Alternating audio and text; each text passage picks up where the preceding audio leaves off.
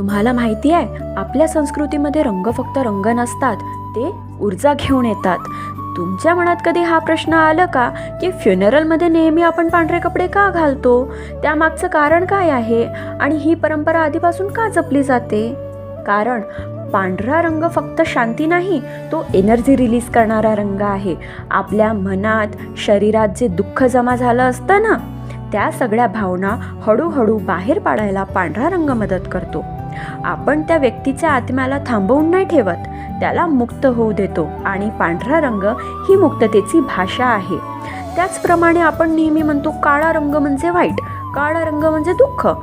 पण तुम्हाला माहिती आहे, कित्येक लोक मंदिरात काळा रंग घालतात, कारण काळ्या रंगात पॉझिटिव्ह एनर्जी आपल्यात खेचण्याची शक्ती असते.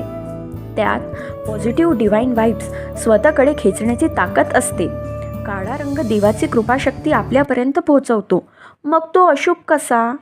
म्हणून जिथे ऊर्जा मुक्त करायची तिथे पांढरा रंग आणि जिथे ऊर्जा आत खेचायची तिथे काळा रंग.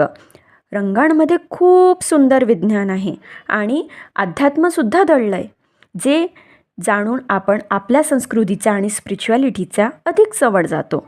खरंच म्हणतात ना, प्रत्येक रंग एक कथा सांगतो.